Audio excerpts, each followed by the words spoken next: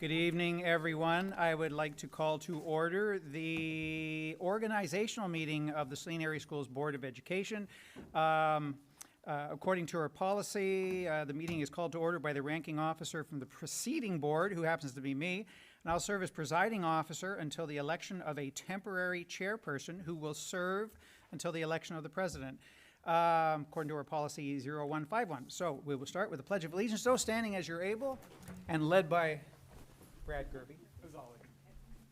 I pledge allegiance to the flag of the United States of America and to the republic for which it stands, one nation, under God, indivisible, with liberty and justice for all.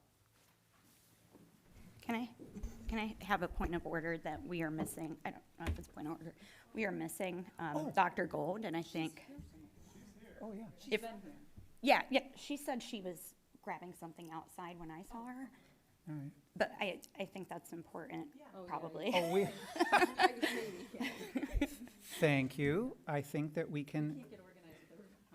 However, what we can do is do the next item, which is to elect a temporary chair until she gets here. I think that should be okay. I'd like to entertain a motion that the Board of Education elect a temporary chairperson to serve until such time as a president is elected per policy 0151. Do we have any want to make that motion? So moved. So Stebbin. moved Stebbin.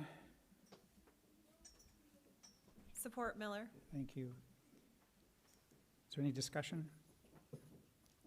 No, okay. All in favor, please? Oh, there is. I was just going to say I'm happy to do it because I've done it before, or I'm happy to have somebody else do it as well, whatever the team wants. Let's figure out whether we're going to actually do one, and then, okay, Yeah. all in favor, please say aye. Oh, aye. Oh, it's 7-0. Okay, thank you. Now, do we have any nominations too? I will nominate Jennifer Stebbin Jennifer to be Stebbin. the presiding temporary chairperson. Well, if I can add to that, I think that would be delightful, because she's done this before. Jennifer Stebbin, would you be willing to take on the role? Sure. Sure. Are there any other nominations, self-nominations? Nope, hearing none.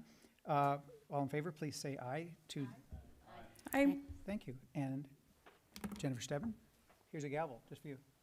I don't know if I need the gavel, but thank you. Okay, remembering how to do this. So we have our little ballots right in front of us. We'll move forward with the election of board officers. After a call for nominations or self-nominations, a public vote will be cast. The Open Meetings Act prohibits a voting procedure that prevents citizens from knowing how many members of the school board have voted. Once elected, the president will continue to elect officers in the same manner and in the order noted below. When called upon, any remaining board member may nominate another board member or self-nominate for each position. And just to remind everybody, if you are nominated, you have to accept the nomination. Or not. It's not forced. It's not forced. So what we'll do is we'll move forward with our ballot for president. Does everybody have a ballot? Okay.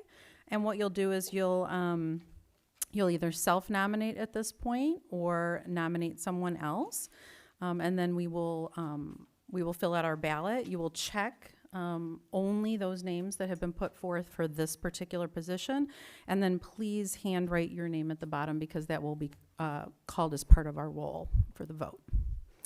I'd like to call for the office of president if anyone would like to self-nominate or nominate others. I would like to nominate Michael McVeigh for president.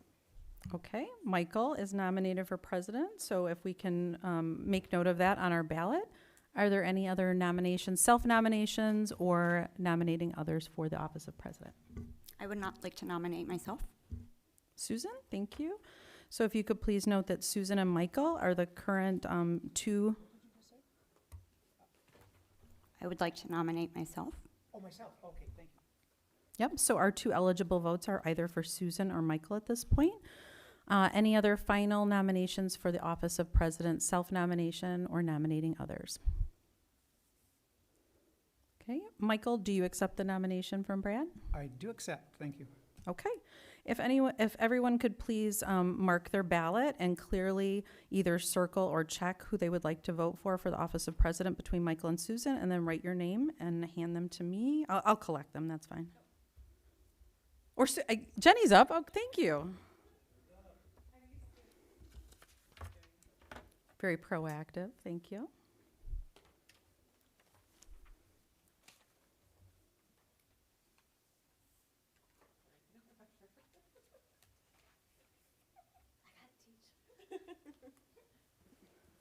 Thank you. All right, we'll just put these here, and I will read off the votes, and then we will proceed with office of vice president, then secretary, then treasurer, as per the new president that we will elect right now. Lauren votes Michael McVeigh. Jennifer votes Michael McVeigh. Jenny votes Michael McVeigh. Tim votes Michael McVeigh. Brad votes Michael McVeigh. Michael McVeigh votes Michael McVeigh. And Susan votes Susan. So we have 6 votes, Michael McVeigh, 1 vote Susan. Michael, you continue as president of the Board of Education. Congratulations. Thank you very much, everybody. I will save these for the record. For putting your name forward. I appreciate that too. Thank you. You save those for the record? Yeah. So we'll switch places? No. Not this year. Thank you. Not this year. Do we have any nominations, please, for the office of vice president? I will again nominate myself. Okay, I'd like to nominate Jennifer Stebbin. okay. I would also like to nominate Jennifer Stebbin. I know we don't need to do it twice, but are there others? No? Well, hearing none then. Do you accept the nomination, Jennifer Stebbin? I do, thank you. And since you nominated yourself, I think you nominated yourself, right? So we don't have to do that. So then please mark your votes, put your X and write your name, please, clearly at the bottom. And outgoing Secretary Miller will collect them. Oops.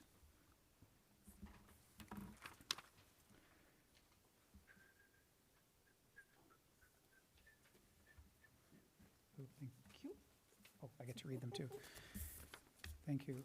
Those following along, one vote recorded from Michael McVeigh for Jennifer Stebbin. This one doesn't have a name at the bottom. The folded one. Can I write your name? Lauren Gold votes for Jennifer Stebbin.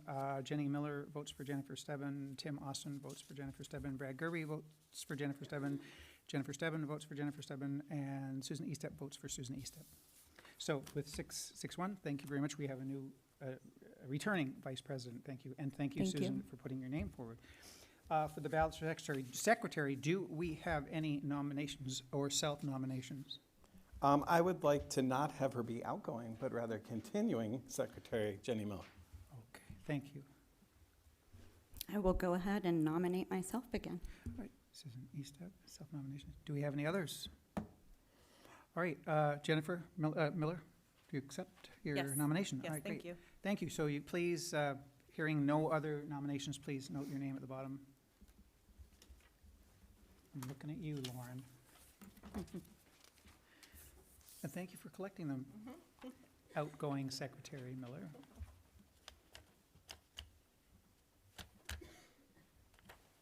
Thank you very much.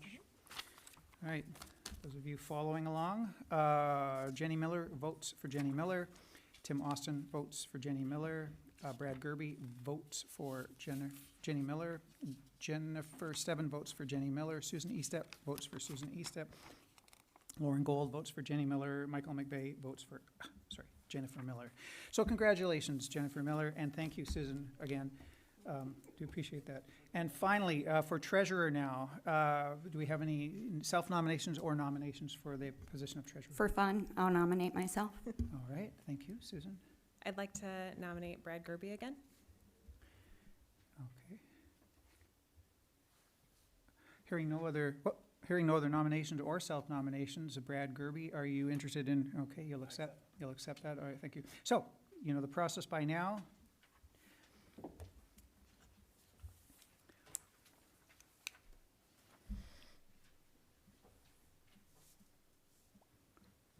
Oh, you gotta have this back. Oh, He handed it to you. yeah, but that's the Kiwanis, it's not my preferred. Thank you very much.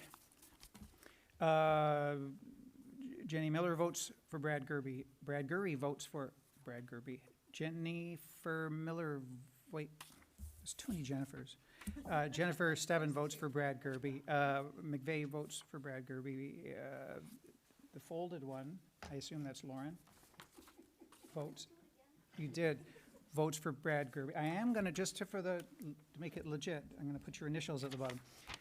Susan votes for Susan Estep, thank you. And Tim Austin votes for Brad Gerby. Brad Gerby, 6 votes to 1. Congratulations. And thank you again, Susan, for putting your name forward.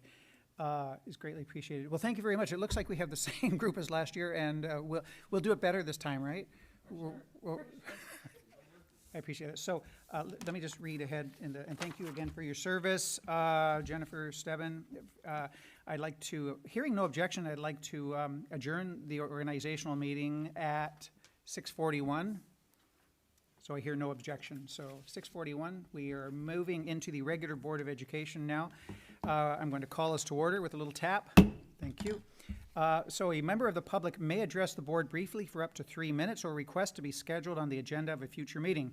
Please note that students will be given priority to speak on any topic. The first public participation portion of the meeting will be limited to 1/2 hour or 30 minutes normally and limited to agenda items. A second public participation portion will be offered at the end of the agenda to allow for any other comments.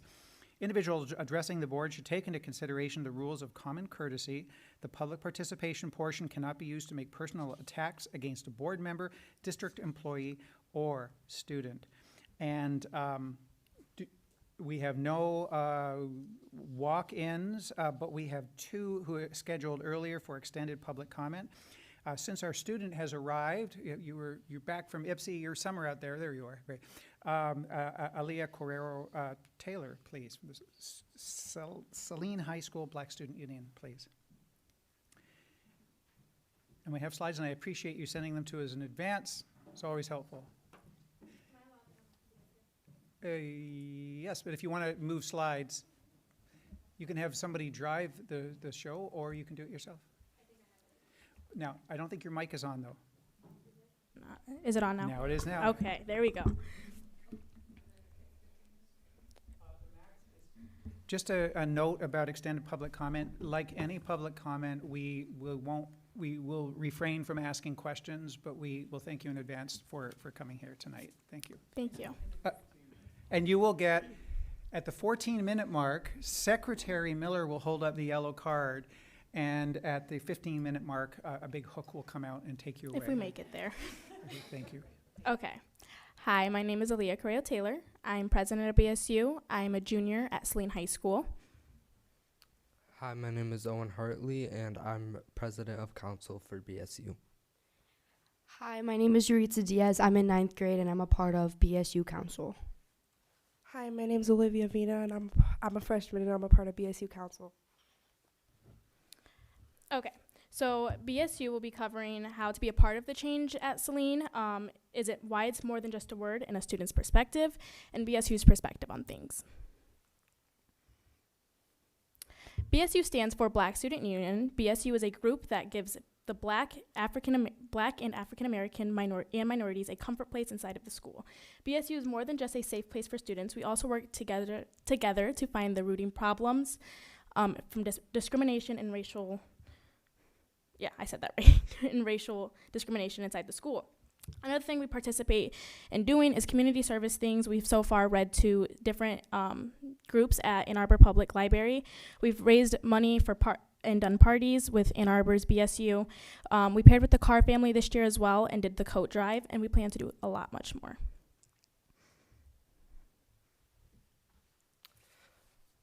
BSU's background and what we stand for. The first BSU in Saline was started by the class of 2022 in May. It did not continue because most of the members were seniors. BSU got started back up by President Aaliyah Correo, in May of 2023 because of multiple racial incidents that occurred in Saline. BSU ended the 22 to 23rd school year off with 18 members in BSU. and is now entering 2024 with 28 students, 17 also being athletes, which is a great improvement from where we were in year 22 and 23. So here are some of our group pictures. If you look at the top left, that is when we went to go read in Ann Arbor's district library. The middle picture is us last year when our group was pretty small. If you look on the side picture, that is our football team and the black students in that group. If you look at the bottom picture, that is the coat drive we did and the coats that we raised. The middle picture right there is just a random picture we took at one of our meetings. We do Wednesday meetings. And then another one, just a random one in the hallway that I caught.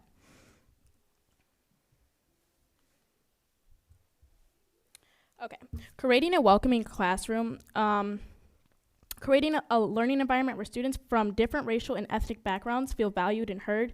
And until students feel heard, they will not speak up. And in order to do that, show what you say. You have to practice what you speak. If you say that you do not tolerate racism, do not tolerate it in your classroom. And once a student realizes that is not tolerated, they will be more open to going to speak up about it. Incorporating equity and inclusion into all areas of the school. Demonstrate that Saline is a school that values diversity the way it claims to. Saline's actions, more than words, will have the greatest impact on students.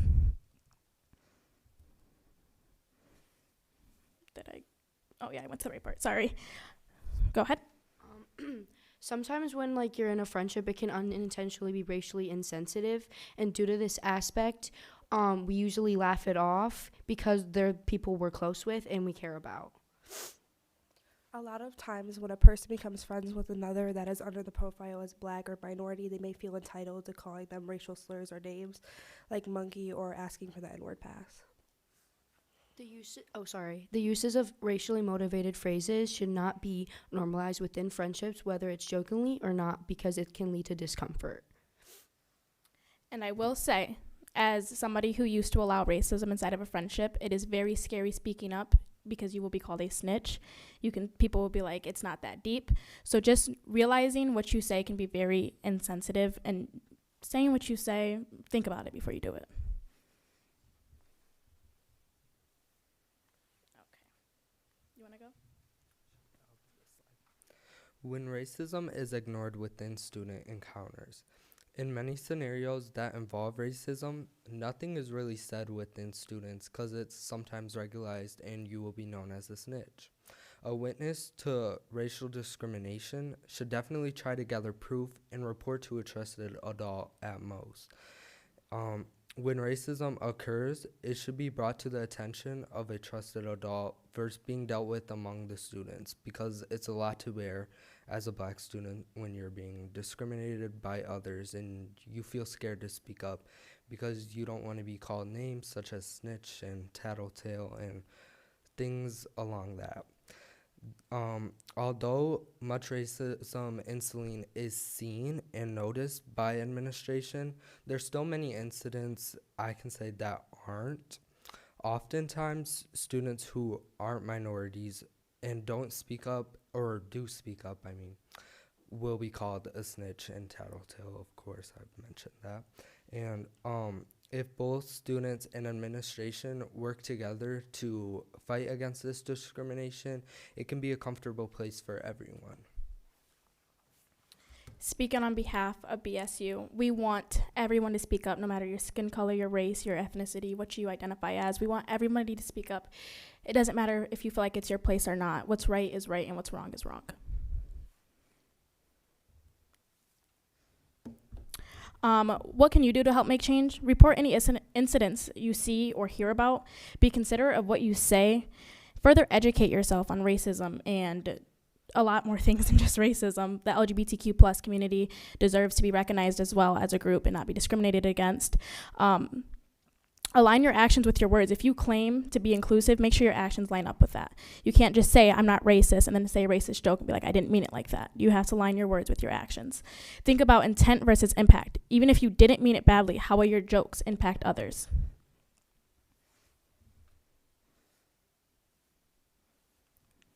Oh, okay. Who can you report it to? Any admin or deans, trusted adults within the school, okay to say, and BSU as well. You can DM our Instagram, find a trusted BSU member. Proof will be very appreciated, just so the school has not he say, she say, but has proof of what happened inside of the school.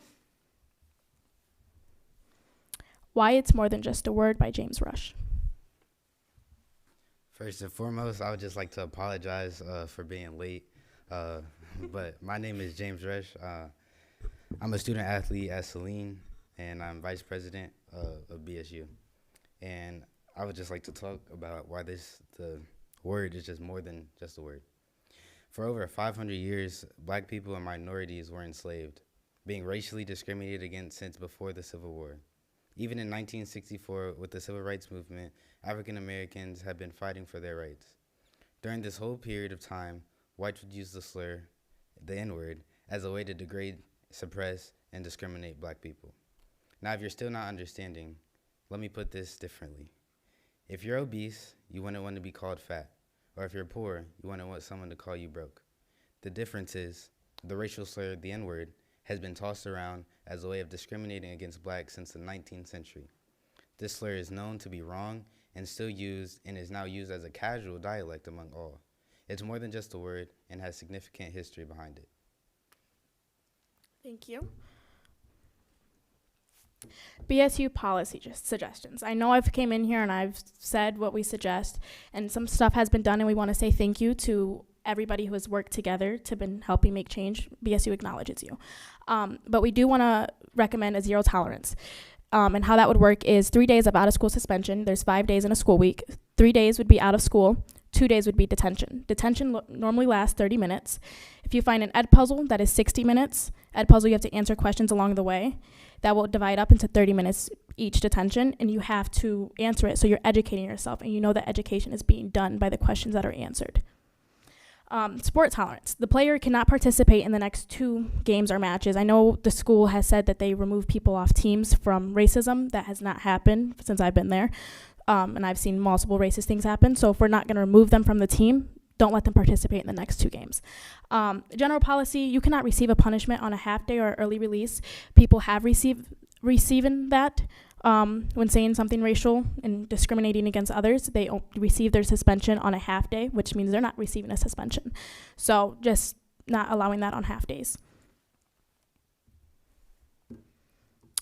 We recognize that it is not just black students inside of Saline who deal with discrimination, inequality, and discomfort. So I took it upon myself to message some students who I know who are also minority and get their statements, and I will read these out loud. Me being the only hijabi student at Saline High School, I often get looks that make me feel uncomfortable. I also asked self-explanatory questions that are most of the time out of pocket. Questions like, do you get hot under that thing? Obviously, if I get asked the right way, I would love to educate more people on my religion and answer their question, but the biggest problem is people being critiqued and poorly judged. Sahar. Peers at my school have made comments saying that Palestine is a country of terrorists and that Palestinians are baby killers. As a Palestinian, I believe people should not make these comments when they have no prior knowledge and have done no research on the history / conflict. What you see on the news should not cause you to generalize Palestinians into a stereotype or sorry, I can't say that word. Names. Wait, I can't say that word. I have bad at pronunciation. Okay, I'm going to go on to the next one. That's anonymous, by the way. I've spent the majority of time in Saline area schools correcting, educating, and hurting for my community. While I was supposed to be learning, I was confined to uncomfortability and aggression. Teachers who you thought you could rely on turned their back at some controversy while we have been silent. We won't anymore. School should be a safe place where we can learn. Anonymous again. And the reason these are anonymous is because they're scared of the retaliation of speaking up. And that is why I want to make sure it's heard that if you speak up, there is no retaliation that happens. And I want the school to know people are scared to speak up because of that. I'm going to address some comments and questions that I've heard about BSU in the past couple months since we've started. Isn't the fact that BSU is just for black kids discriminatory? Did I say that right? Yeah, discriminatory. I can't say it. I just want to say, culture is a huge thing when it comes to Black people or African Americans, and in Saline, being in a predominantly white school, there's not a lot of culture there. So having a BSU provides that for the Black students who don't get to experience that on a daily basis. Similar encounters. We have a lot of the similar encounters when it comes to racism, and so being able to have a safe place to talk about it and not feel judged or like there's a comment coming towards you every time you say what you feel is something that BSU really, I don't know the word to say. Support within the school. There's a lack of support within the school, so having each other is something that we can lean on, and it becomes powerful when we all realize this is something that we are getting through together and we're not alone. Affinity groups are something that are in most universities. It is groups put together by identities and similar things that people, I keep losing my words, my train of thought, but you get what I'm saying. This group is needed inside of Saline when there's no culture inside of Saline. Why not join Students Against Racism instead? Comfort. When a lot of our students do not come to these type of things due to being scared. When you have a group where you know everybody is experiencing the same thing, it is way easier to talk about it. I've noticed we have our 7:15 a.m. meetings, and Steger and all the principals have came, and less is said when they're there. And that is just due to comfort. It's not anything against the admin, but it's uncomfortable to talk about when they don't understand what you're going through. Culture, again, culture is a big thing. It is easier to talk about the racism when you're with people within your culture. Friendships, we build big friendships based off of what we go through and what we talk about. And so it is very impactful to have each other when we are going through things like this, like our group chat. We all have a group chat, and during the day we might just text randomly like, this just happened. And if we were to have non-minorities in that group chat, they wouldn't understand why we felt that certain thing was uncomfortable. Can non-minorities join BSU? The answer is no. But that does not mean we don't want allies. That does not mean that we do not want people to help support us. We have events and open meetings all the time to have people come. But our group chat, thank you. Our group chat and different things are for us, similar encounters as well, and confidential reports. The reason so is a lot of people who come to me and I take it to the school do not want their name to be said. So I take it to the school confidentially. We do want to acknowledge that there's effort being made, administration, communication. They come and talk to us as much as they possibly can to make sure that we feel heard. Andrea Collins was a social worker in the middle school, and she started BSU at the middle school in 2021. Students Against Racism, we recognize you guys, and we do want to collab with you guys at some point throughout this year. Meeting attendance, administration coming to our meeting, Mrs. Gold coming to our meeting was very appreciated, and other people making the effort to hear what we have to say outside of these board meetings is very appreciated. The yearbook, we got a section in the yearbook, first BSU in there. We want to say thank you. Nope, that's it actually. Well Nope, timed. thank you so much. Thank you all very much for coming this evening. Thank you.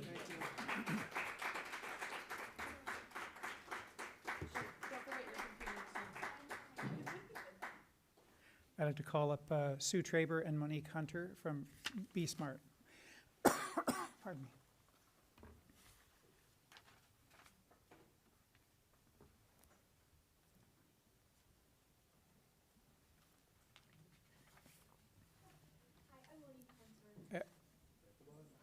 Microphone has to be on.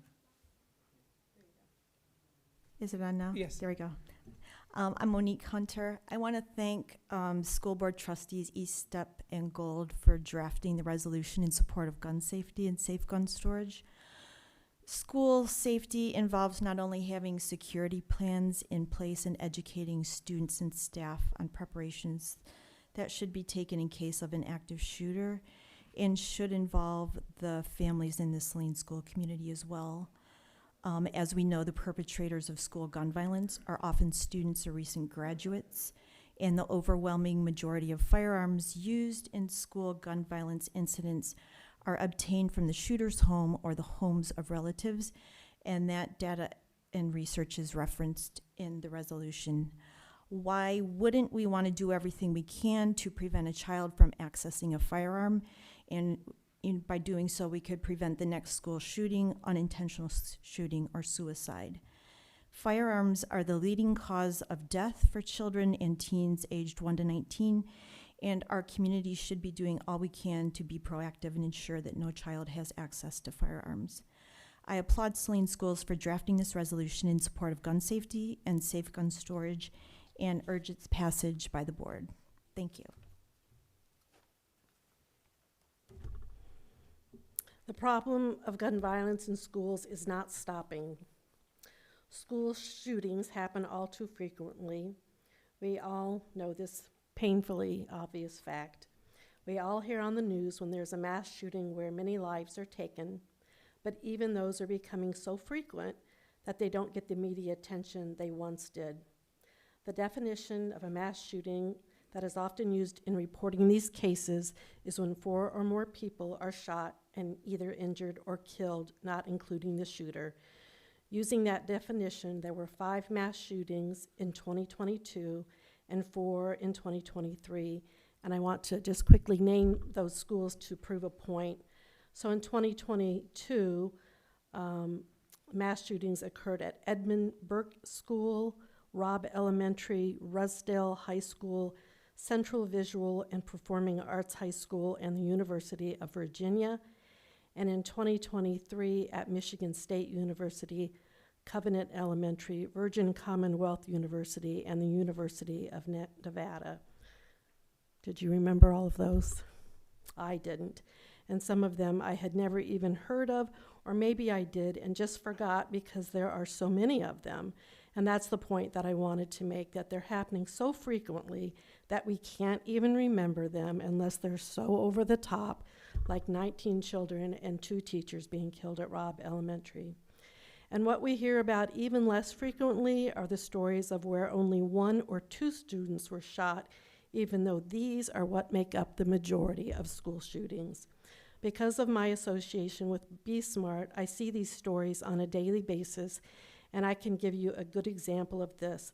I'm sure most of you heard about last Thursday's shooting in Iowa, where a 17-year-old shot and killed a 6th grader and injured 7 others. But stories you probably didn't hear about were that the day before that shooting, a 15-year-old shot an 18-year-old in a school parking lot in Virginia. On the same day, a bullet was shot through a window of an elementary classroom that was in session in Tennessee. And the day after the Iowa shooting, a 14-year-old was shot and critically injured on the sidewalk bordering his school campus in Missouri.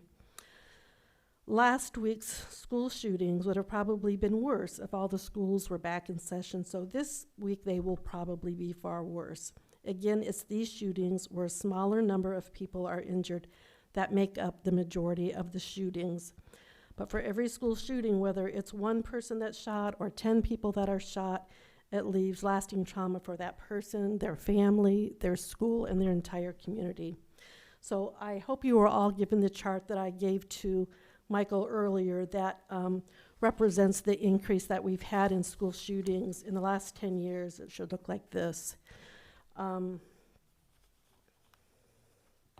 bars represent the combined number of injuries and deaths that resulted from shootings at school each year.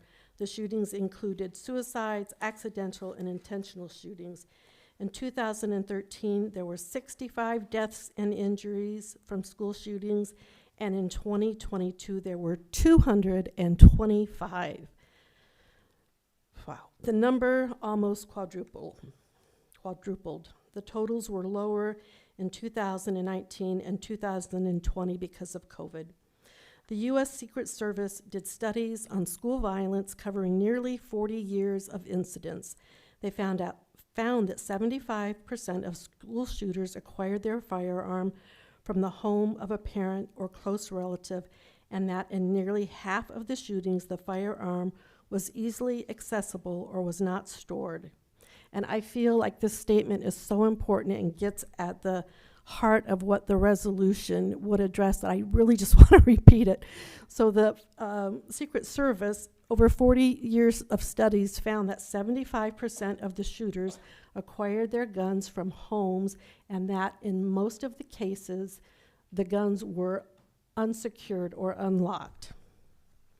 Additionally, research shows that 54% of gun owners don't lock up all their guns. And this is exactly why I feel you need to pass this resolution and involve the parents. The majority of the kids who are doing the shootings are getting the guns from their homes, and many times it's because they're not locked up adequately. With all the information that we have that tells us about the gravity of the situation, it seems like a logical conclusion to pass the resolution and begin the process of educating parents about the importance of locking up their guns and securely and other gun safety measures. I know the administration recently upgraded the security system in our school, and that a lot of effort has been put into active shooter drills for teachers and students. And although I'm really grateful for these efforts, and I know that the school truly does care about school safety, none of these recent efforts will stop a student from bringing a gun into the school in their backpack, which is usually how these situations happen. If we know that the majority of the cases start with the gun coming from home, why wouldn't we want to also include this strategy of educating parents about safe storage along with the other safeguards the school is putting in place? And finally, the recommendation to educate parents about secure storage and other gun safety strategies, which is part of the Be Smart program, is endorsed by many highly respected groups. And I won't go into naming them all, but I think one that should carry a lot of weight in making this decision is that the Michigan State Police Office of School Safety endorses this plan. Thank you. Thank you very much. I appreciate that.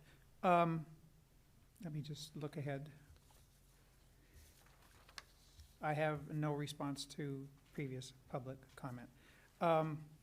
Revisions or approval of the agenda items can be added or deleted from the meeting agenda or the order changed at the request of an individual board member or the superintendent. Agendas must be approved before proceeding further. Do I have a motion to approve the agenda as printed?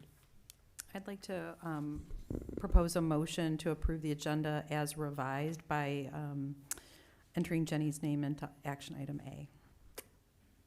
Right, thank you very much.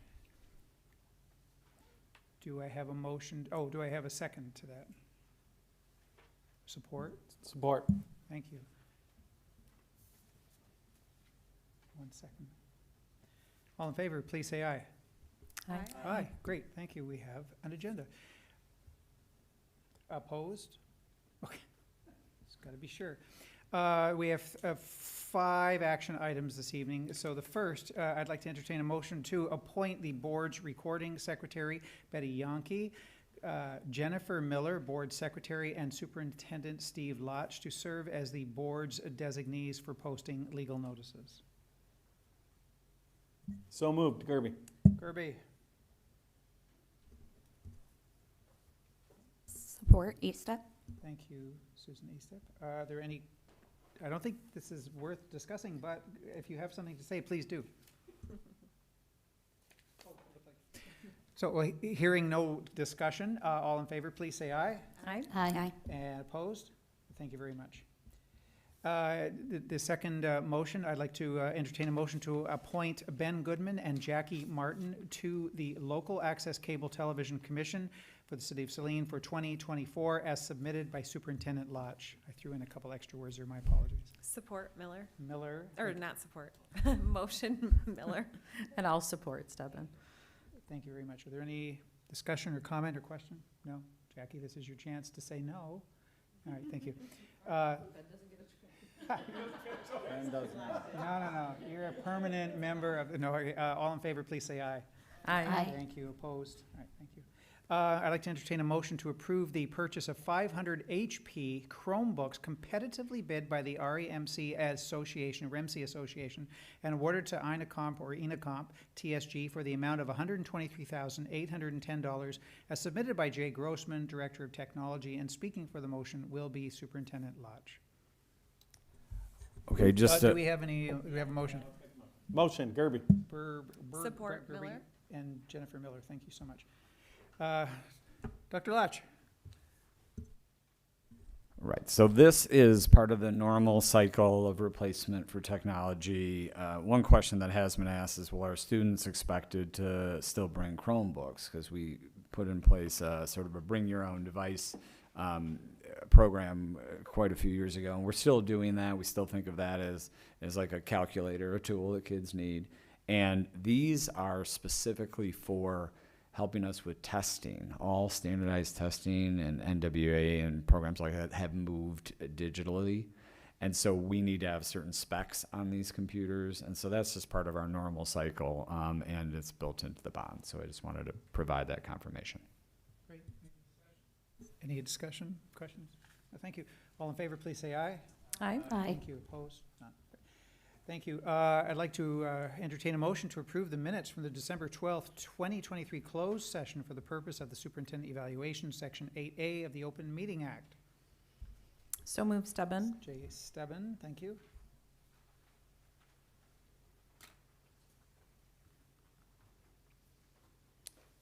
This is your chance to support the motion. We haven't done it yet. Who was Brad Gerby. Who was first? Jennifer Stebbin.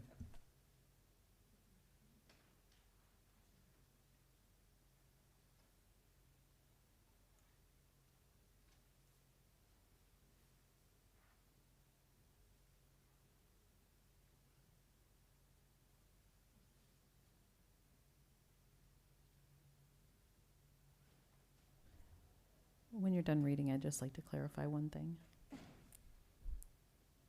I just wanted to, I don't know if I have the exact times, but I just wanted to double check with Jenny the times that we were in. It was 50 minutes? No, so the motion was that we were going to come back at 10, but if you read below, we actually came back at 10. Okay, perfect. All right, thank you.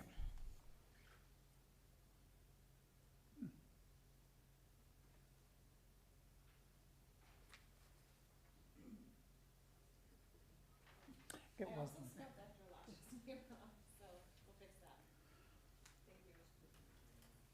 Scrivener's error, that's right. Where, Eagle eyes.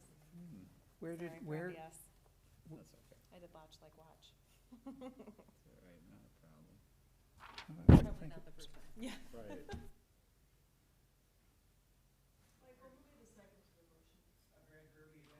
Brad Gerby eventually saw the light, and thank you. All in favor then, please say aye. Aye. Opposed? Thank you. The next is a I'd like to entertain a motion to adopt the gun safety and safe gun storage resolution as submitted by the Board Policy Committee.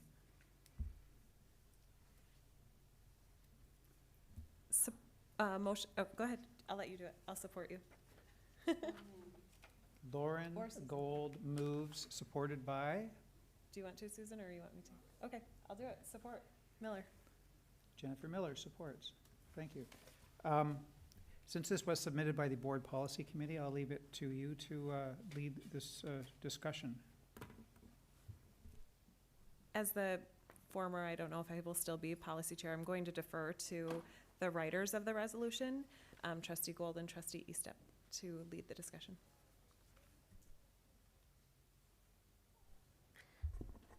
I continue to think that partnering with parents at home to keep our community safe is good public health. It's good education policy.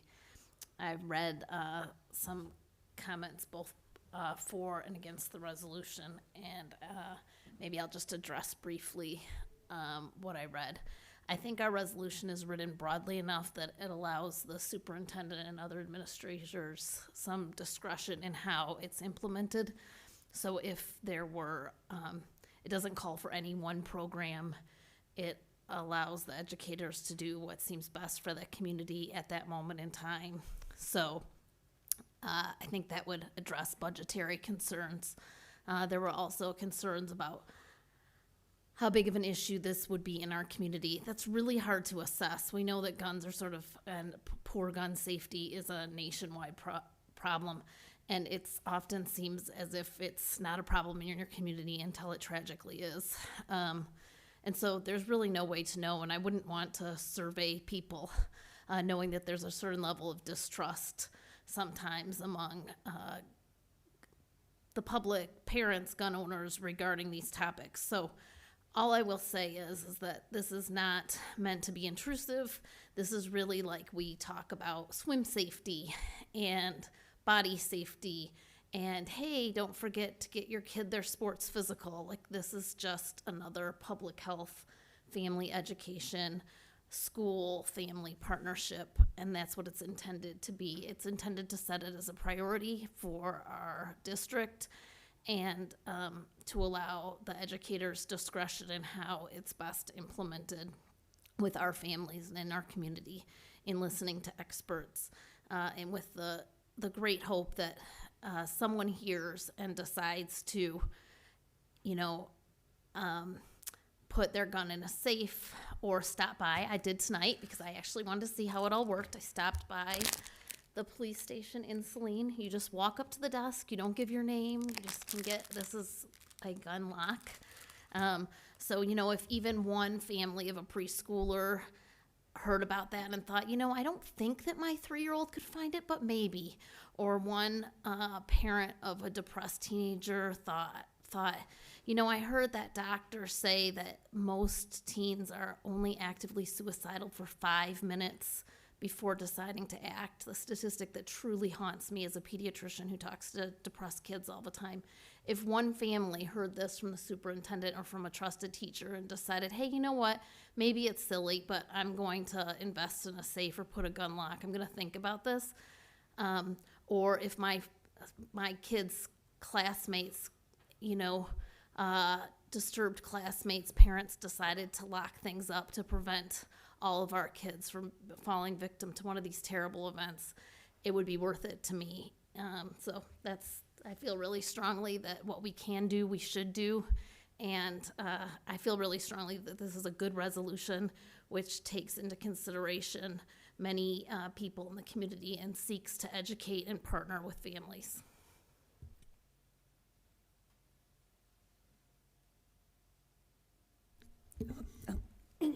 Sorry, excuse me.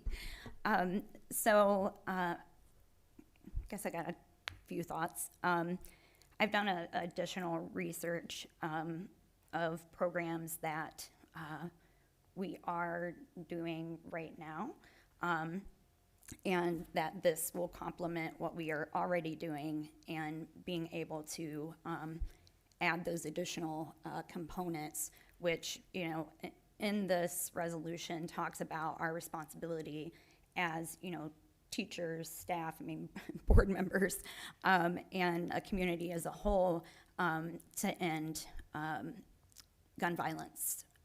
We've had gun violence in our community recently with domestic violence, and so I wanted to start by, I guess I already started, by thanking the advocates who have brought this to us over the years. I appreciate the work that you are doing. I think we've received this a couple times.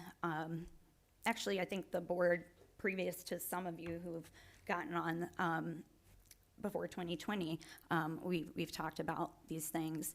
And so I just wanted to, say that I think I've mentioned it here before. I am a Virginia Tech Hokie. My wife and I were part of the Virginia Tech community when nearly 17 years ago, 32 beautiful souls lost their lives to gun violence. My wife and I were lucky enough to be at our home off campus that day. While I've seen change being made across college campuses, school districts across the country, it's obviously never going to be enough. And I think that this component puts the onus on others, as a whole, working on that together. So not only putting responsibility on our districts to, lock the door, or, making sure our children know to hide. I had a conversation with my daughters today, and she was telling me about, the safe room and looking out the classroom window and ducking if she sees someone with a gun, being quiet so they won't see her. And so she was just rattling this stuff off. I mean, second grader. And then my young 5 child was saying, oh yeah, we have one of those rooms too. And I'm just like, you're 5, like we're having these conversations and, talking about running and hiding if we see someone with a gun, right? And so that's one thing that we're doing from the get-go, having those conversations. And so, this component about the safe storage and, there are gun owners who may not even think about it. I mean, my parents, honestly. So where I have to actively tell them, hey, we're coming, make sure, you have them locked up. And so sometimes they actively tell me these things. And so, we're living in a really great state that is supporting some of these initiatives. And I'm, happy that we're taking actionable steps towards ending gun violence. And so programs, so the body safety program is going to talk about, that we approved this fall, is going to talk about the gun safety or body safety, but that's going to include fire. It's going to include guns, like staying away from them, and also our Safety Town program, which is, I hope that we can expand this, and maybe this is a reason to down the line, because it is offered through community ed and it costs, and at times, I haven't been able to get my children in because it's so packed. So hopefully that's something that we can expand to be when students get in, and offer it to everyone. But there is a police officer day, and she talks about her weapon that's on her, and her not using it and not touching that. Additionally, I believe Trustee Austin mentioned this program. It's the Eddie the Eagle. They actually show a video, and they send home a coloring sheet. That video, I watched it at home, and my kids watched it, and that's where, they were talking about, so it's stop. So when you see a gun, stop, don't touch, run away, and tell an adult. And it's really catchy. It was in my head till I got here. Catchy, tune. And so when that was playing, that's when the conversation started with my child. She's like, no, I'm going to run, and I'm going to hide behind a tree. And I'm like, when you see a gun? Like, and so that's where that classroom conversation came in. And so we do have that. And, I think, this piece with, the be safe is, when we're educating our students there, right? Like, why can't we send home the be safe, pamphlet or whatever? I think, if you talk about politics, right? Like, I watched this video and I thought it was, very educational. And it did talk about, it was just really interesting. Hold on. That it actually talked about the responsibility being on parents for safe storage. In this Eddie the Wing Team Eagle, that it actively talked about parents and asking questions and talking to other parents before their child goes over there, talking about contacting your state law, go to like, cases, like safes and cases and other security devices. And so that was like all in there, right? Like, so I don't, it's not an additional thing necessarily. I think we need to add to, and make that more accessible to everybody, and that includes the parents. Parents are our partners, like you said. We partner with them. We've been working on this forever, about partnering with parents and the importance of that. And I don't think this is anything different. Jenny Miller. I think that Susan brings up a lot of great, Trustee Estep, sorry, I'm being informal, brings up a lot of really great potential resources that Dr. Lotch could consider or the curriculum team could consider. And our resolution does not mandate those things, but I think that it is helpful for us to understand that it wouldn't be something that that the district necessarily would have to create from scratch, that there are plenty of resources and lots of resources available from a variety of resources. As someone who has been an educator for 23 years, 22 years now, it gets a little murky with maternity leaves and things like that. So 22 something. Anyway, over 2 decades of being an educator, during the course of those 2 decades, in the beginning of that time, there wasn't much talk about gun safety. Being the daughter of a law enforcement officer growing up, gun safety was on the forefront of discussions in my household and how to respond. And I remember my parents at one point, my dad was a hunter and obviously a law enforcement officer, so he did have weapons and kept them locked in the house.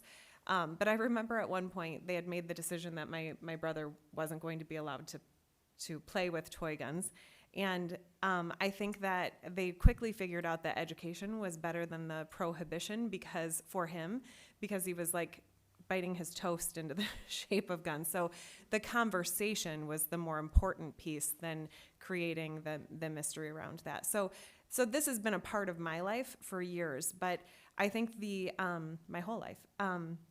But I think the most impactful moment for me as an educator was after Sandy Hook, sitting in my classroom, and after every shooting, and I think we're beginning to get a bit more numb to it, but after every shooting, the local school districts and law enforcement and parents, there's an outcry for more safety measures to be put into place. So after Sandy Hook, we once again partnered, I think it was with Washtenaw County Sheriff's Department, and had a drill for teachers, and then we had more drills for students. And I had a new teacher, which is often the practice of new teachers visiting the classrooms of veteran teachers. So I had a new teacher visiting my classroom that day, and I had a parent volunteer who is now a lifelong friend, my BFF, just happened to be volunteering in my classroom that day when we had to have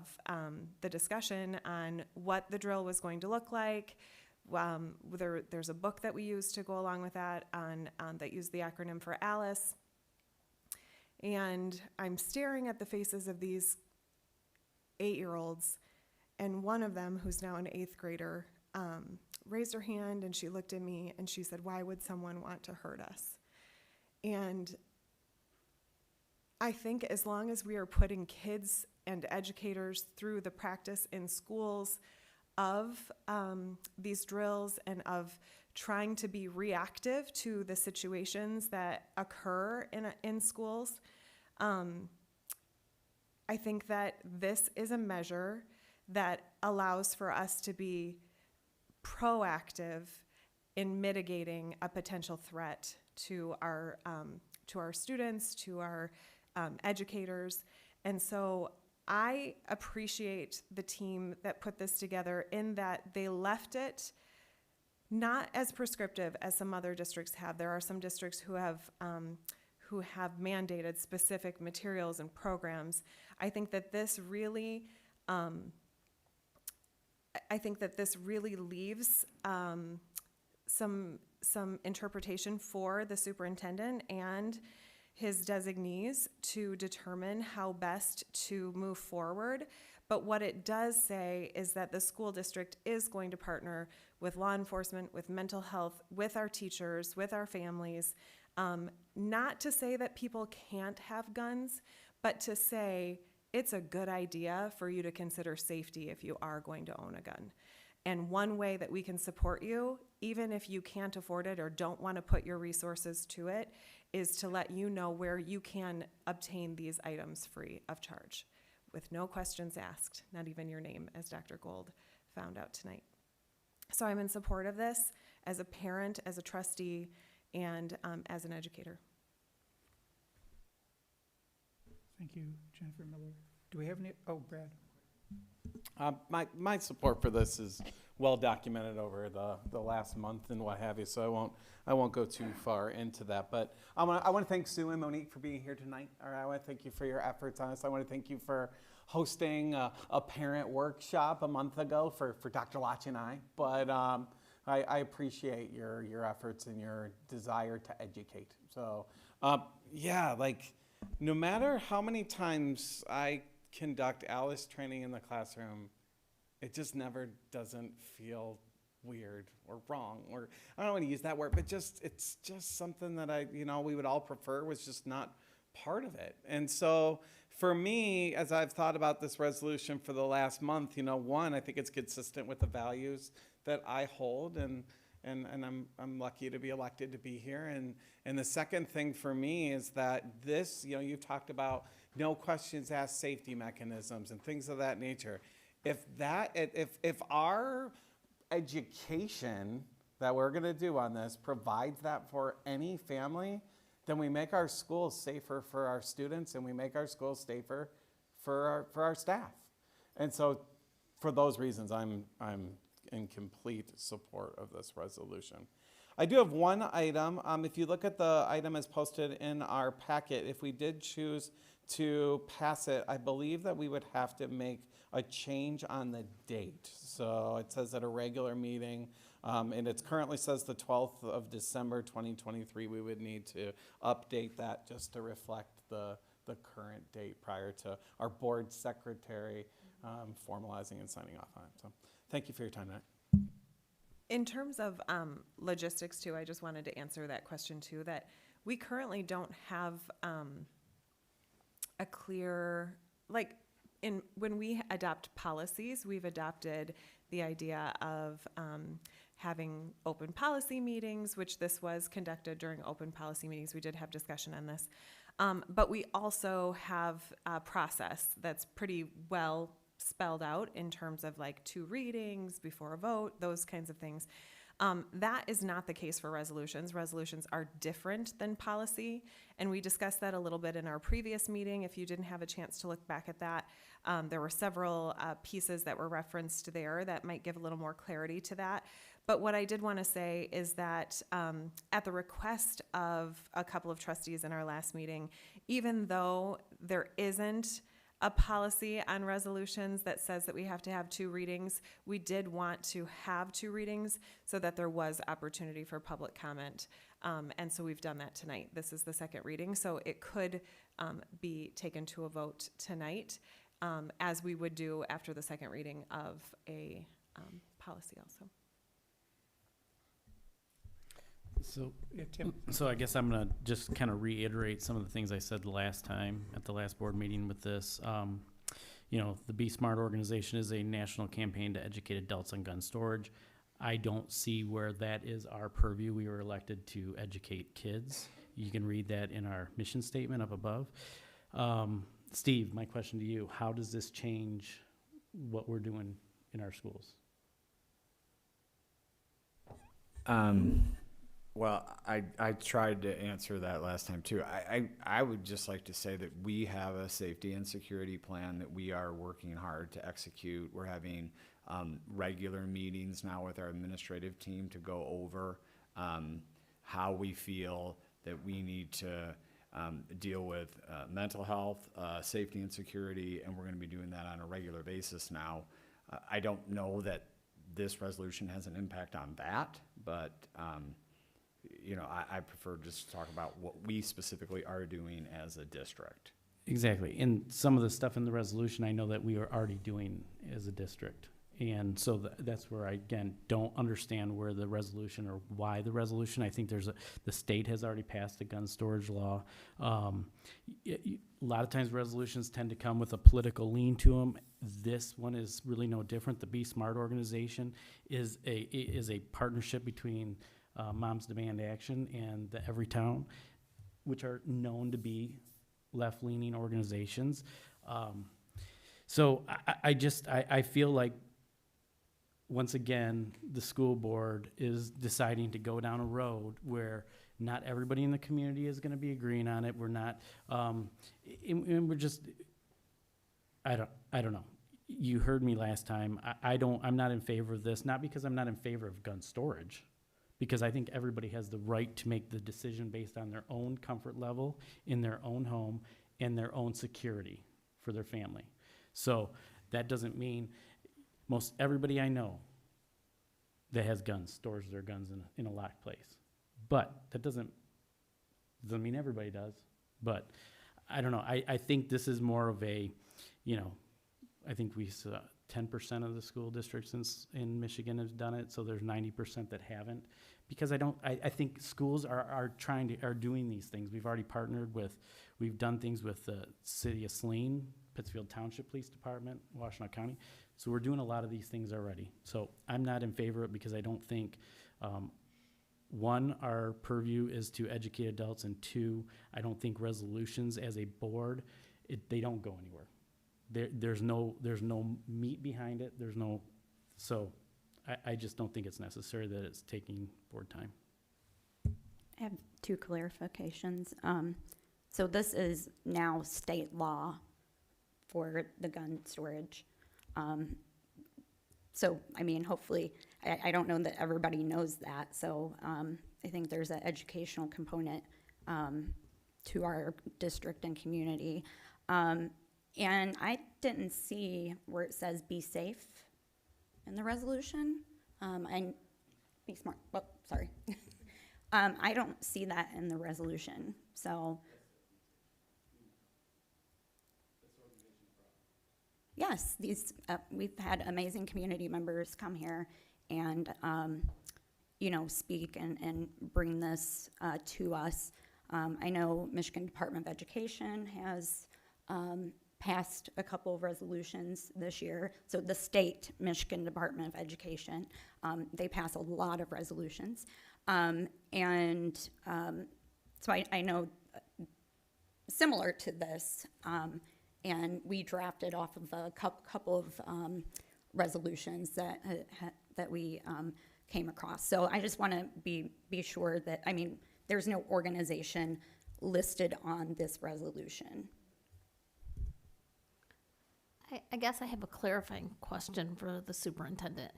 Is it not clear to you, based on the resolution, that what we would ask as a board for additional efforts would be for pieces of education to go home, specifically about what families could do to keep guns secure at home, in addition to what you've already mentioned? As to Trustee Austin's question, I just want to make sure that it's clear that that's the vision of the Yeah, this it's resolution. clear to me that it does read that superintendent and our team would be, as part of all the other safety and security measures that we're doing and community forums and those types of things, that we would also include ways to educate the community about gun storage. So, I mean, that I do feel like that's clear.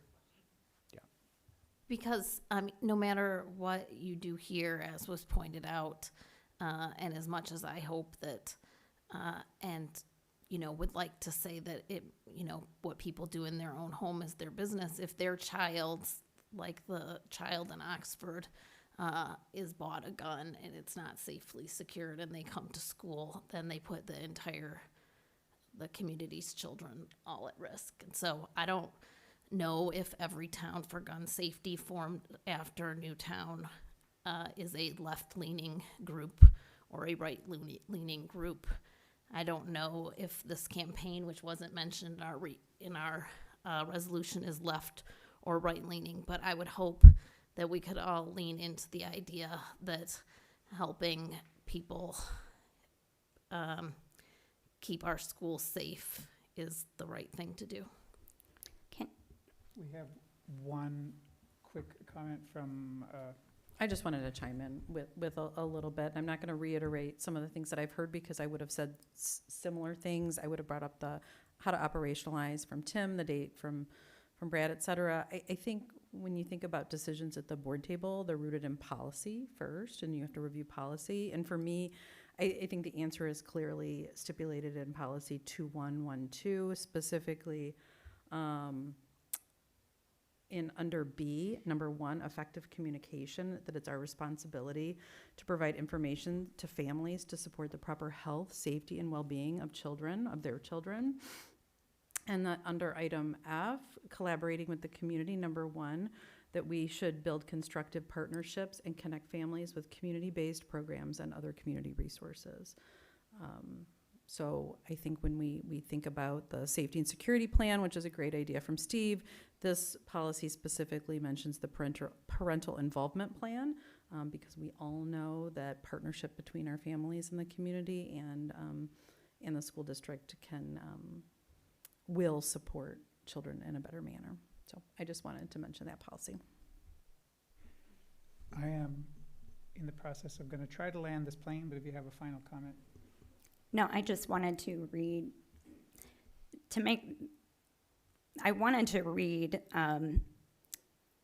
that last part of the resolution, because I know there was kind of questions around that, especially for Superintendent Lotch and understanding, we talked about the partnership and everything, but increasing efforts to inform the community of their legal obligations regarding secure storage of firearms in their homes, and then other gun violence prevention safety measures, and then communicating, that's the superintendent communicate the importance of safe firearm storage and other firearm safety and violence prevention measures.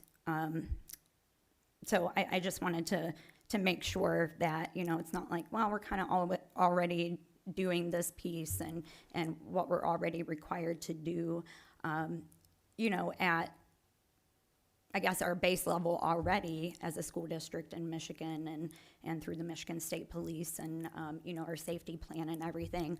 I think it's definitely a call for increasing and, very specifically, those prevention pieces as well. So I want to make sure that it's not thrown to the side kind of thing, but that,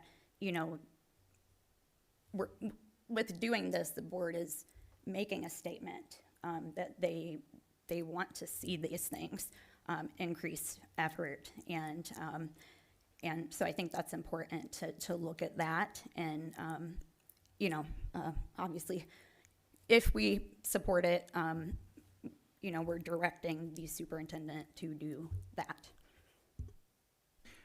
So if I could summarize and then wrap this up very briefly, I wanted to say, first of all, a lot of you have spoken my concerns, including yours, Tim. I've had concerns about resolutions ever since 3 years ago. You said, we don't do resolutions here. And I've been dragging that with me over time. We'll talk about that, though, in a bit. Trustee Gold, I want to say thank you for noting the school-family relationships related to the many, many aspects of safety, everything from head covering and seat belts to this is an important issue. And extending the safety conversation to our homes and parental partners. Trustee Eastep, thank you for the personal details about community-wide and school-wide safety issues. Secretary Miller, your examples of gun safety conversations at home were really quite helpful. And you're quite right, they can help us move some way toward mitigating threats that we have in the community. Treasurer Gerby, again, reiterating the idea of safety. And Trustee Austin, you did make the case that this is sort of an act of redundancy, and I've been pondering that as well. I get that. And Vice President Stebbin and Trustee Eastep pointed out policy 2112B1 that we are focusing on policies that already exist. And if I could add this, that procedure is a frustrating thing for me too. We don't, Trustee Eastep noted to me that resolutions are done differently, but I don't exactly know how. There was nothing in our paperwork that explains how. So I'm hoping that we can, over the next year, dig deep and come up with a good board operating procedure for how to deal with resolutions that could be coming forward in the future. I think I got that correctly. Did I not? No? Yeah. I wondered if, since this does have an impact on students, if we might ask, and if they don't have anything to say, then they don't have to, but if our students have anything to chime in to say on behalf of the student community and their experiences in schools. Thank you. I appreciate reminding me that we have students here who are paying rapt attention. Thank you. I'm just like wondering, like, this is for the parents, like, so how will the parents like get the information from like Be Smart, and is there any way that like students will be informed on this, like, because you know students as they grow older and then they're able to purchase guns in the future and stuff, so would it be smart to somehow incorporate this if it passes for students to learn about gun storage and gun safety and the correct way to like purchase and store guns in the future? I feel like maybe that might help like the future generations get better understanding of gun safety, along with, I remember in like elementary school and stuff, we used to have police officers come in and talk to us every, I don't know, for a day, every year or something. I remember that in like core memory and stuff. Like they would have fun chants. We do like stuff and help us understand more about guns and gun safety, and like along with any other weapons like knives and chemicals and stuff like that. So I feel like students might benefit more if we do stuff that helps like that. Thank you. And Carolyn? Yeah, I also have something to add. I feel like as the board, we're supposed to be the bridge between the community and the educators, and as the student representatives, we're kind of supposed to be the bridge between the board and the students. And I think I really like the ideas behind this policy. The issue would be like making sure the students are educated on what you're doing. I think it is a great idea. It's just making sure the students are aware of this idea, and that can come from the two of us as well, like putting it out on platforms and making sure other people are educated. I do support the idea, but I think just like making it a common practice of how students are aware of, like, in general, the great things the board's doing, including this policy. Could I suggest that if this resolution passes, that if the resolution passes, that perhaps our student representatives could work with Dr. Lotch and Jackie to work on any sort of communication, because this resolution is about communication. So I think that would be an opportunity for a collaboration between them. I wanted to thank you too, because all of this is to protect the two of you and the rest of your friends and all of your peers. And way to step up. I mean, to volunteer to do something regardless of how this turns out. Thank you so much. I think we are ready to put this to a vote at this point. Do we have Lauren Gold made the motion, Jennifer Miller supported it. All in favor, please say aye. Aye. Aye. And opposed? Aye. Okay, so that's 6-1. Thank you so much. We have one scheduled report this evening, the Strategic Council update from Superintendent Lotch. Please and thank you. Got all your stuff?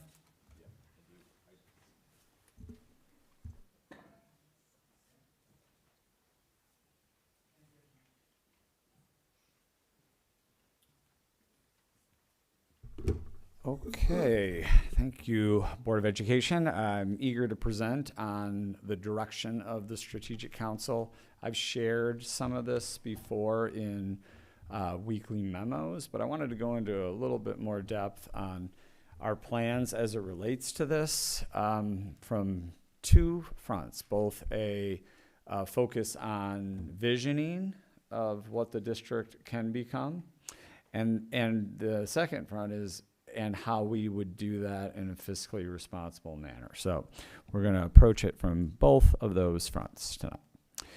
Okay, first off, so the District Strategic Council, again, what it's really to look at the vision, mission, and the SAS Compass. It's comprised of volunteers who applied, so to speak. They expressed interest, and then we put together what we feel is a very good cross-section of the community that is participating. We've met once, and our next meeting's coming up on January 17th. We went over expectations and norms, and trying to more or less follow the bridge to civility, and we went over that at our first meeting. And it's really based around this guiding question. And I broke it apart into part 1 and part 2, and you'll see why as the presentation goes throughout. First is what shifts could be made to build upon the strengths of existing district programming in order to best serve students. So we're sort of looking at what kinds of shifts, what kinds of changes can we make that will better serve our programming for kids. That's the main focus of the Strategic Council. And the second part is help maintain fiscal responsibility, and we get to that in part 2. So we went through a process where we spoke about a timeline at the first meeting, and that is expectations and overview. That was the first meeting in December, January through March, and we're actually pivoting a little bit. This is probably going to be January through April, where we have 4 focus groups that are meeting during these times, during the January, February, March, and April meeting, and potentially into early May with a Board of Education presentation in later May as to what our findings are, what the recommendations are, and how we're going to be moving forward. So we went over mission and vision. I'm not going to spend a lot of time on this. We went over our 4 framework goals with the committee. We spoke about the new process for school and district improvement and how that has changed through the Michigan Department of Education and some key shifts on how districts are being asked to put together school improvement and district improvement plans. And more or less, they're still focused on data, but it's both academic data, it's mental health data, it's really looking at the whole child. And we spoke a little bit about what our compass is all about, went through the 10 most in-demand skills that employers are seeking for the next 10 years. And as you can see, these lists are not changing that much. It does speak to the need for us to embed instruction with those compass skills. It speaks to that throughout, and it continues to do so, even as these lists evolve over time. Then Rex went over some of the discussion on planned bond improvements. We just have really exciting things happening with our buildings and facilities now, and we want to make sure that the committee members all know what those are about. And so here is these discussion focus areas. This is where we're at right now. Jackie and Kara are helping to put together 4 focus areas within the committee. And the first one is early childhood and elementary.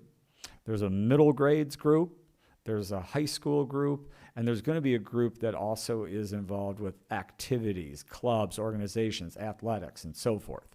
And then in those 4 focus group areas, we're going to also factor in mental health and safety and security into those discussions. And that all begins on January 17th.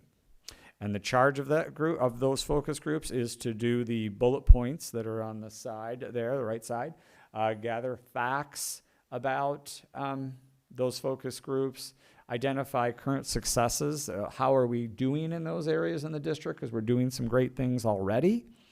What are some changes that could be made? And then we are looking at what are some opportunities for revenue generation and or cost savings as we move forward.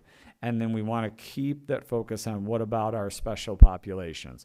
And that's things, that's both EL learners, that's special education students, that's some of our marginalized communities. So we need to be considering that as we move forward.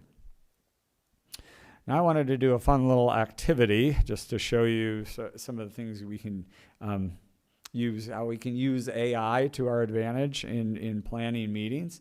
And so we go back to that guiding question about putting together both improvements in the district and doing it in a fiscally responsible way. So we asked, and Ben's going to do this in a minute. So I just went in and asked AI and ChatGPT 3.5, and I said, how would the Saline area schools develop an early childhood center for students aged 0 to 6 years old in one of our existing elementary schools? Because we've been discussing this possibility in an early childhood group. So if Ben clicks that, it gives us a lot of talking points, which is somewhat incredible because, and as we've gone over these, this is a lot of the focus that we do need to have when we're having this discussion. So it's fascinating actually. And it doesn't mean that this is the only way to get at this discussion, but it is one way. And then we further asked it, okay, if you just go back to the main presentation, Ben, and then I asked the question, so when he gets back in there, I asked, well, and what are ways to think about an early childhood center from a revenue generation standpoint?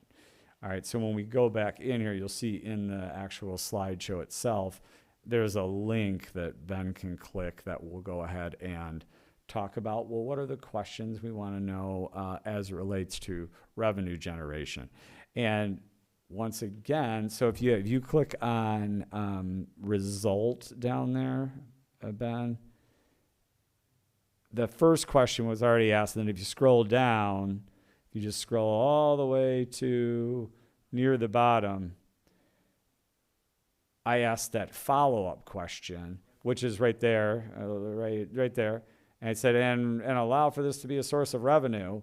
And then it says, okay, here's the things you need to be talking about: tuitions and fees, government funding and grants, community partnership. I mean, all the things that we actually do need to talk about as it relates to that discussion. So it's just a way that we're starting to leverage AI for us to put together agendas for meetings, discussion points, and so we're excited about ways to incorporate it. All right, so if you can jump back to the main slideshow and then go to the next slide.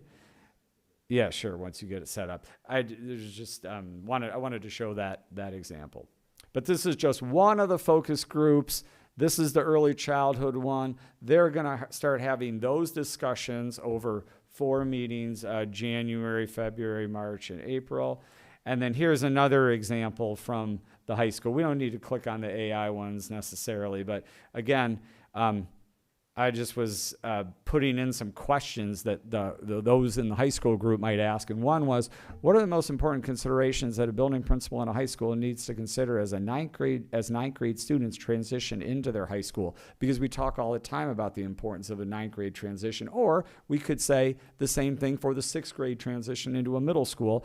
And of course, ChatGPT has all these really good questions that you should be asking. And so that's what that link is, but we don't need to do that at the point. And then I also put in, we're building a STEAM center into our high school. What are the best ways to use this space? And it's got 15, 20 questions that you should be asking yourself about the usage of that space. So we're looking forward to these focus groups. That starts on January 17th, and then we'll report back in May.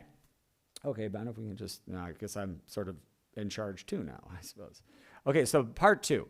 Now, what shifts could be made to build upon the strengths of existing district program in order to best serve students and help maintain fiscal responsibility? So I do want to point out that and maintain fiscal responsibility will primarily be done by our administrative team. In that we have already looked at our staffing model for next year. We've already taken a look at our retirements and resignations. And if you recall, we did do a retirement resignation incentive plan where people told us early that there would be a monetary incentive. And as a result of that, we can now take the number of retirements we've had and resignations and say, okay, we're not going to replace, I'm going to give an example, 7 positions. And we can do that by shifting our staffing model around so that we do not have to lay off staff members. We can equate those savings because, as I said in a previous meeting, the goal is $1 million in savings from the general fund structurally this year. We're going to do that again the following school year, and then we need to do it one more time the following school year after that. We feel like, based on projections that, we've been obviously working closely with Miranda on, that would help stabilize our budget so that we're not going to eat into the we're not going to go too far into the over 20% fund balance that we have, because we've all discussed both at Finance Committee and at this table that we will be looking to keep fund balance stabilized in that neighborhood of 12 to 15%, and we want to continue to work that. So we're very much dialed in on that. So with that said, we went over with the group how finance works in the schools last time at our meeting.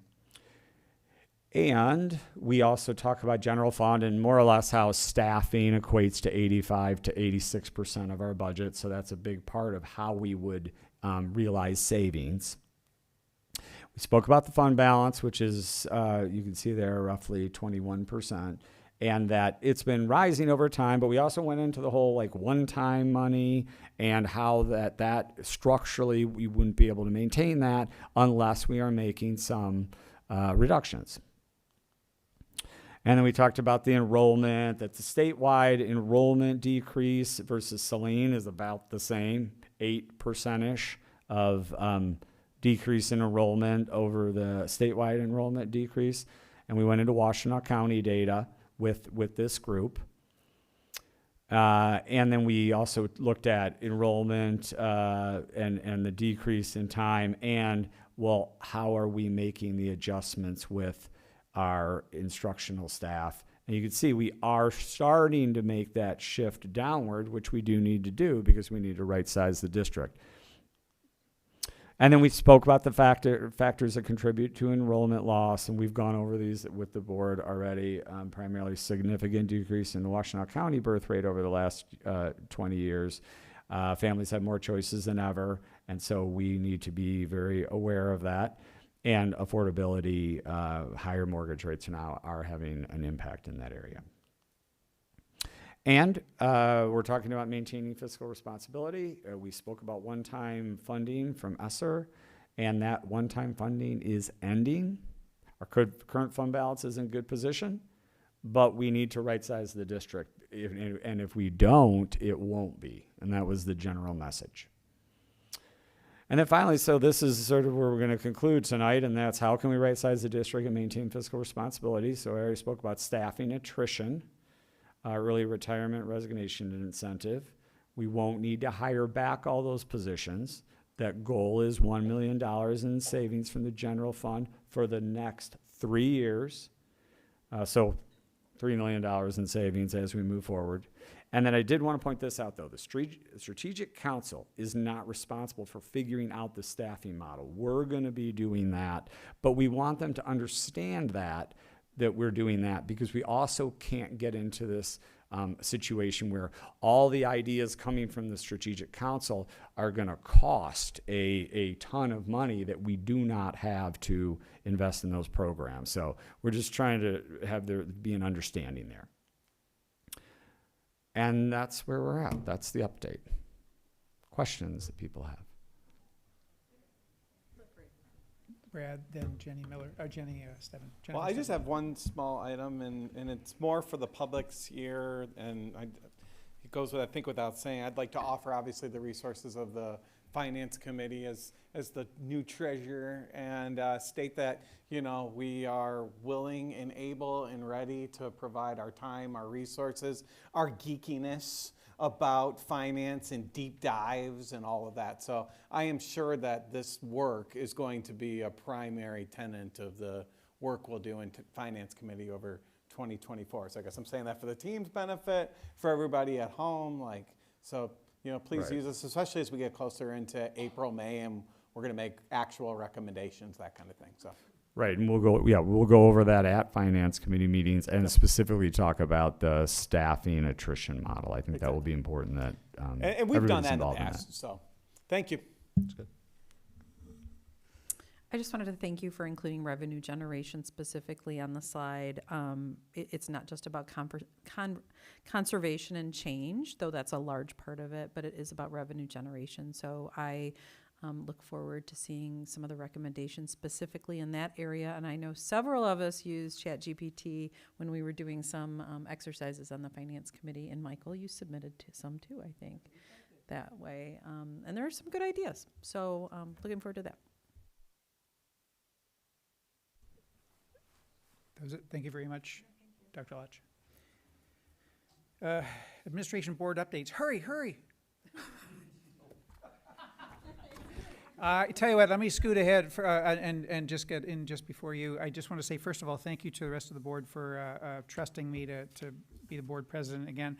And I also would like to offer congratulations to Trustee Lauren Gold for becoming a certified board member. Yay, thank you very much.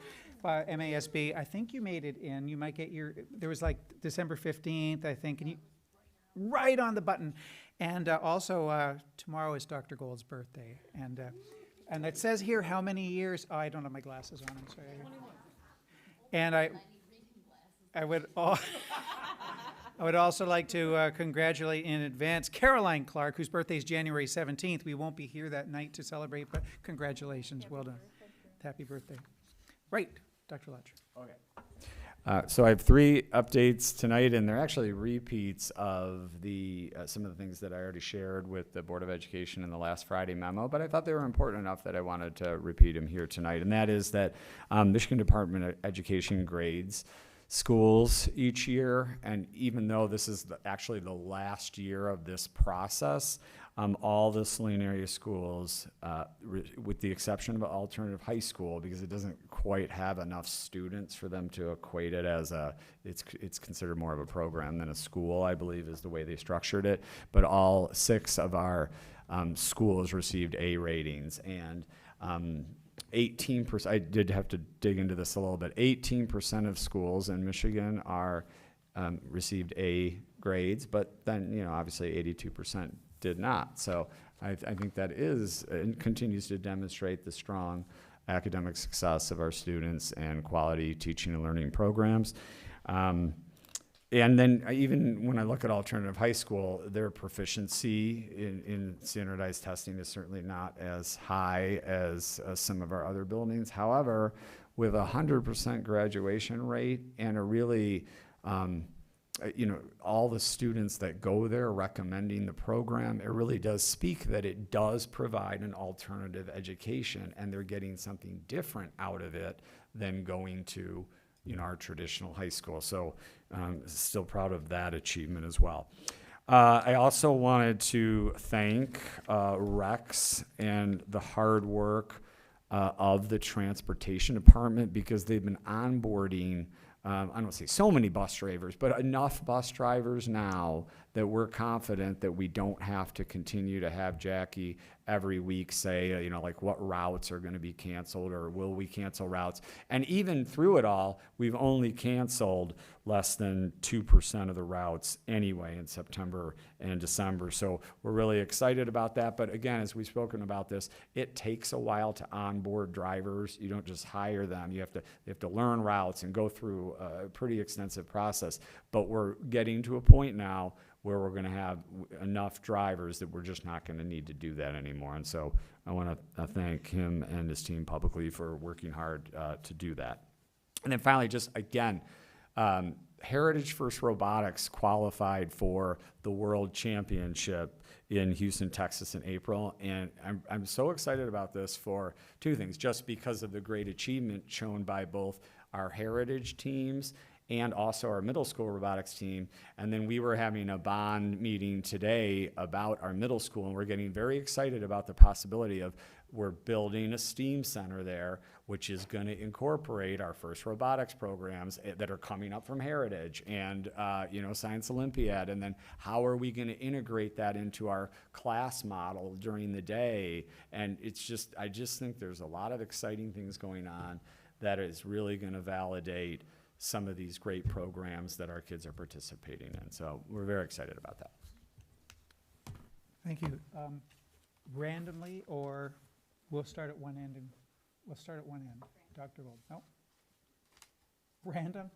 Okay. They're not here, but I'd like to thank the Black Student Union for coming and speaking today. And I look forward to hearing more from them and from Students Against Racism. I was going to mention the amazing accomplishments of our robotics team, and I might be a little late in getting to this, but I know that the middle school did their Knots for Mott program, and I remember seeing, those knot blankets, those big warm fleecy blankets around the hospital, and it's always nice to think about kids helping other kids. So I'd like to publicly acknowledge that event that happened in December. So I know I'm a little late, but I'm going to pop over to the students now. Going to keep you on your toes. I also had a comment about BSU. I wanted to thank them for coming, and also I got to partner with them for the yearbook, which was really cool.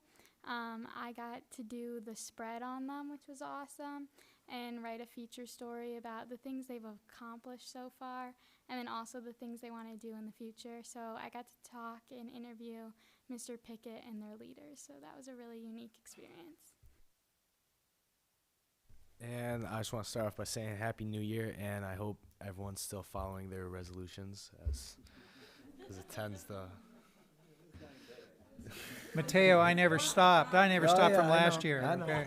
Yeah. And I also want to say that DECA will have the regional conference competition at Eastern this Friday, so I might see President McVeigh there. And go blue.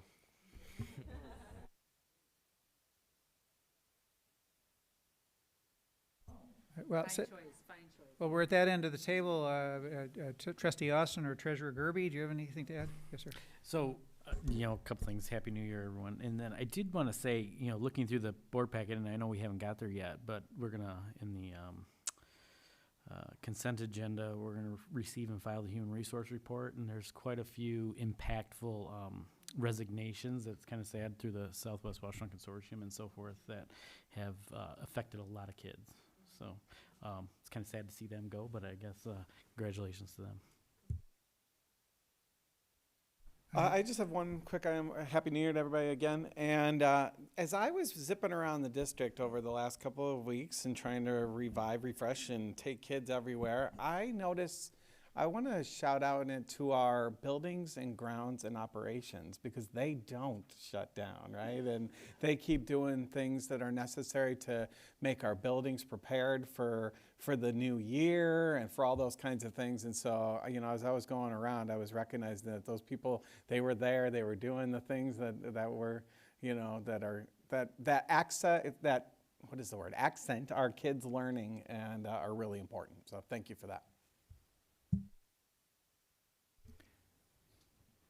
I'll just say Happy New Year and echo some of the things that people have already mentioned around robotics and other events in the district, DECA coming up. But I did want to mention that since Caroline, or actually it was Mateo, brought up Go Blue, many enjoyed their New Year's celebration, but none more than Mr. Gumenick featured on the television during the Rose Bowl. So congratulations to him. My own students in my house paused, took many pictures, and they circulated throughout the high school, I'm sure. I think I heard there was a photo framed on his desk for his return this week. So anyways, it was great. So we're all excited. I always say that that we live near Ann Arbor, so of course we cheer for blue, but we also cheer for green when they're not playing blue. So there you go. Eastern. Which green? Yeah, we have the little E right here. Thank you.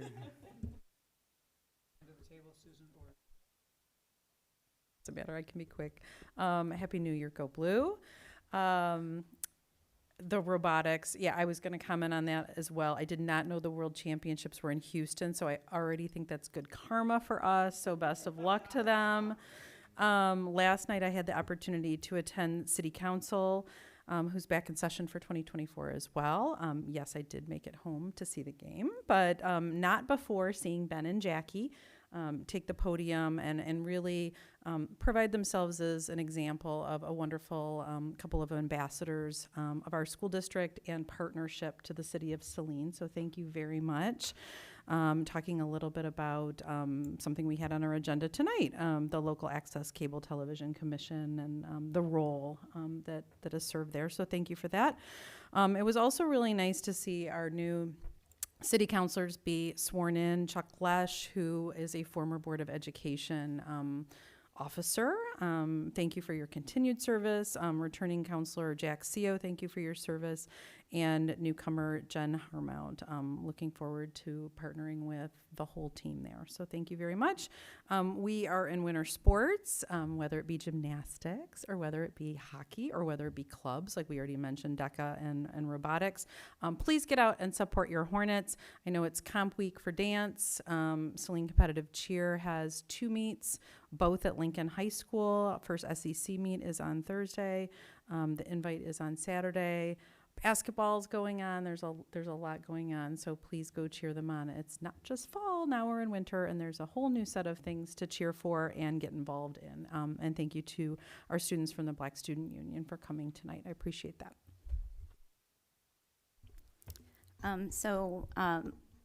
One event I want to mention is, because I'm a Woodland Meadows family, the Winter Runderland Fun Run will be January 20th, 2024. It's only $10. There's a 5K 1 mile fun run, hot chocolate, donuts, and medals for all of the finishers, and I will be helping hand those out.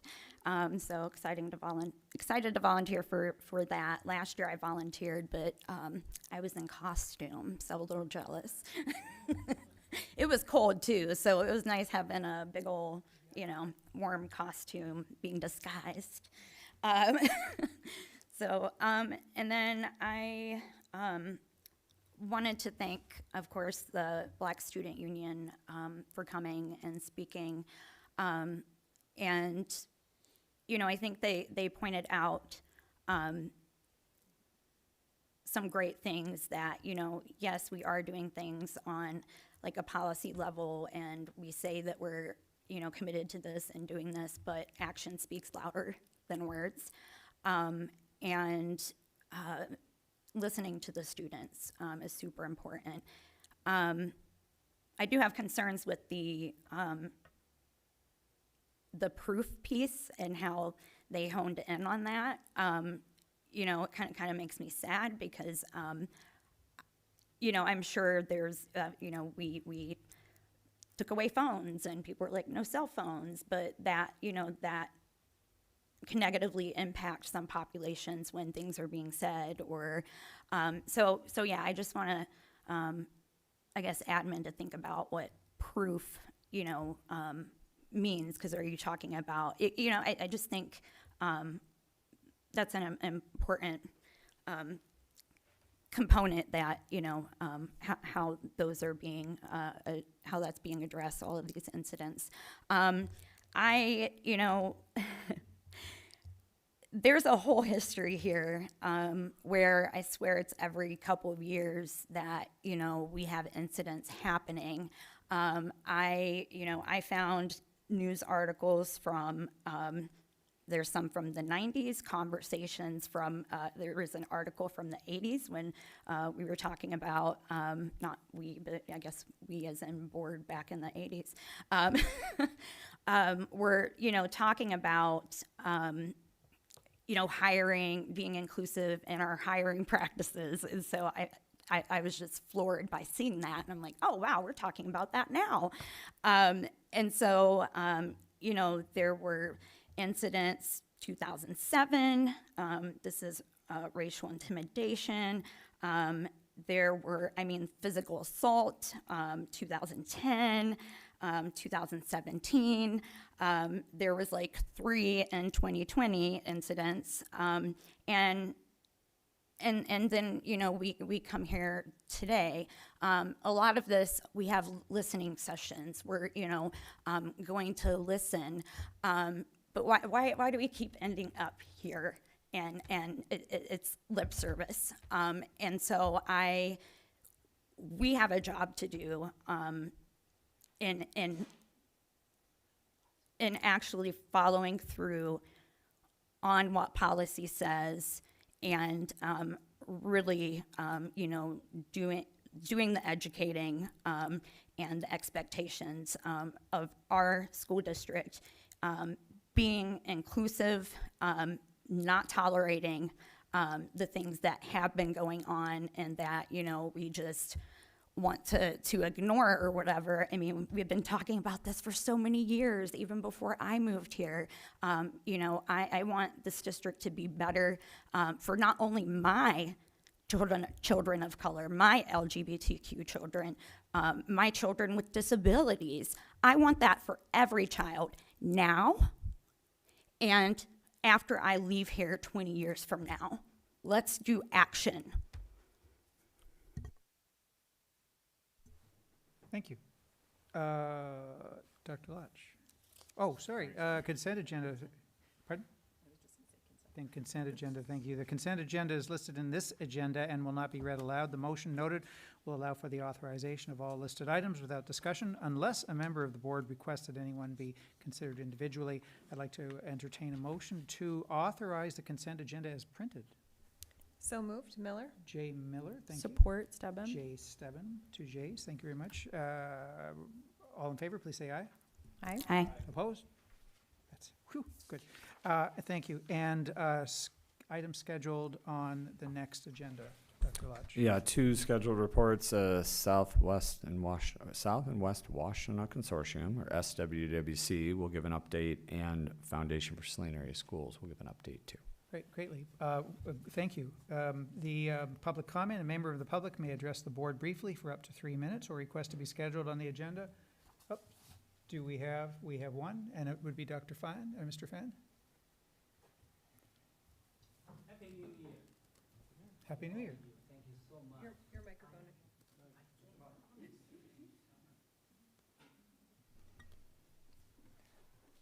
I started now. Changming Fan, local residents, local social entrepreneur, thank you so much. Especially congratulations for Michael and continue to serve us. And all of you are my professors and especially our student representatives there. I have quite a lot of things to say. I want to echo Jenny mentioned one word, proactive against the gun violence. My response is that this is great. This is great to see how proactively we do a lot of things. However, the things change, and we're living in quantum world. It's not enough. Just be proactive. Strategic plan. As we see this Saline Star, Saline Vision, is always our guiding line. One of the things is creativity. 2024. Have 3 big things I want to say. Number 1 is climate, 2nd is climate, and 3rd is climate.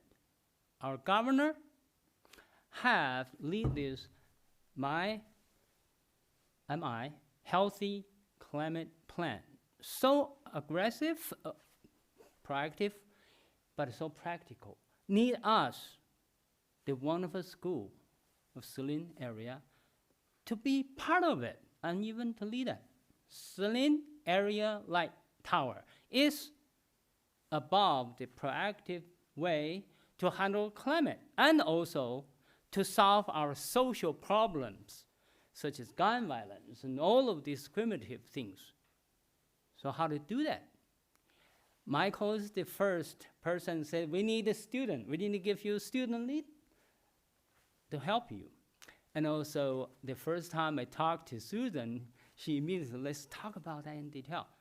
And I really cannot wait for you to work with me or teach me.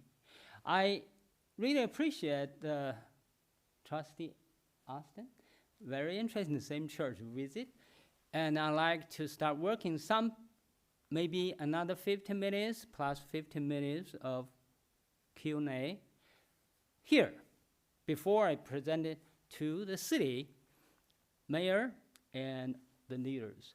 So that is something I really think that should, as Dr. Lars wonderfully said about the STEAM, science, technology, engineering, mathematics, merge together with this SALT initiative. I do think Saline is the best place to contribute to the 21st century, not just change the way we handle the climate and human conflicts, but also open a new day. Thank you. Thank you very much, Mr. Fan. The next meeting will be held, the Board of Education meeting will be held on January 23rd, 2024 at 6:30. I'd like to entertain a motion to adjourn this meeting at 8:25. So moved. Greg Gerby? Thank you. Support. Oh, go ahead. Go ahead, Susan. I'll go. Support ESTEP. Thank you very much. All in favor, please say aye. Aye. Opposed? And here we go. Thank you very much, everybody.